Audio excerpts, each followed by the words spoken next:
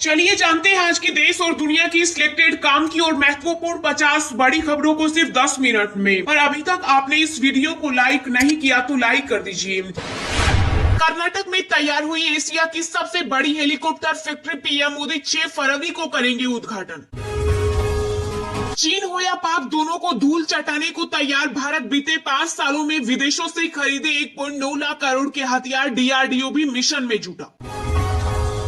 गेहूं के दाम एक हफ्ते में 10% से अधिक घटे। देश के विदेशी मुद्रा भंडार में हुआ इजाफा। पुरानी पेंशन योजना वाले राज्यों की बढ़ सकती है परेशानी, केंद्र से नहीं मिल सकेगा अतिरिक्त कर्ज। सीएम अरविंद केजरीवाल ने बजट में अफगानिस्तान को आर्थिक सहायता देने पर उठाए सवाल। बोले दिल्ली का फंड काट कर तालिबान को दिया। कश्मीरी पंडितों की हो रही टारगेट किलिंग, सुरक्षा के लिए केंद्र उठाए कदम। राहुल गांधी ने पीएम मोदी को लिखी चिट्ठी। एक सप्ताह में 9.11 लाख करोड़ घटी अदानी समूह की पूंजी। रिलायंस इंडस्ट्री और टीसीएस से भी रह गया कम। कलाकारों का हो सम्मान, लेकिन जन भावना महत्वपूर्ण। फिल्मों के बॉयकॉट ट्रेड पर सीएम योगी ने दिया जवाब। हमने बाबर का कब्जा हटाकर बनाया राम मंदिर। असम के सीएम हेमंत बिस्वा शर्मा बोले जो वादा किया था वो पूरा हो रहा।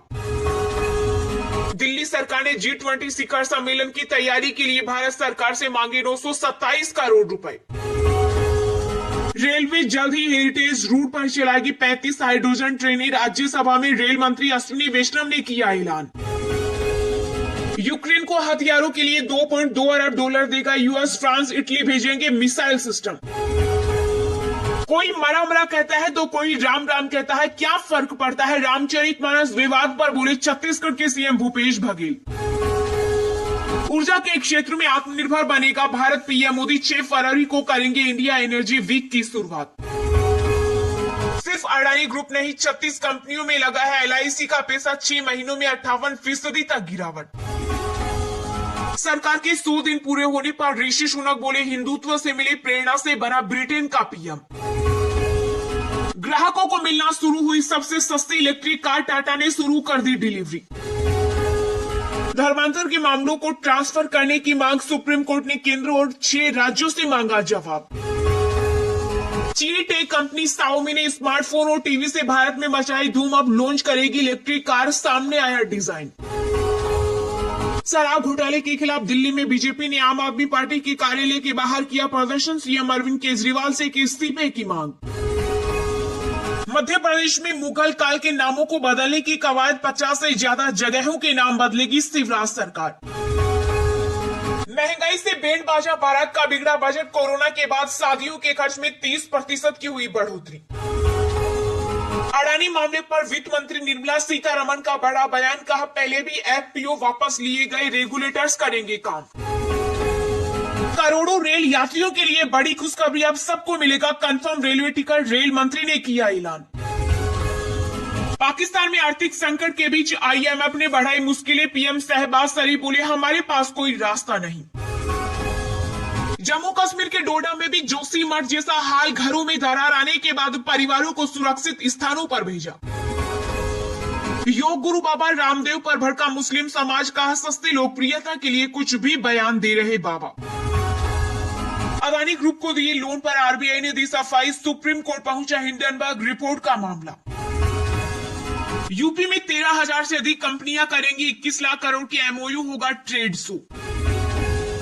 अब नहीं लगाने पड़ेंगे दिल्ली के चक्कर। सीएम योगी ने राजधानी लखनऊ में किया ग्लोबल वीपीएफ वीजा सेंटर का उद्घाटन। पर्यटक और स्टूडेंट्स को मिलेगा लाभ।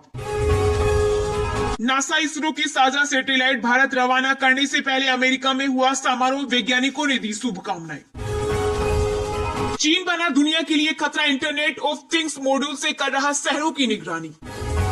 चलिए अब जानते हैं जो आम आदमी के काम की और फायदेमंद खबरें हैं उनको विस्तार से। पर इससे पहले अभी तक आपने इस वीडियो को लाइक नहीं किया तो लाइक कर दीजिए।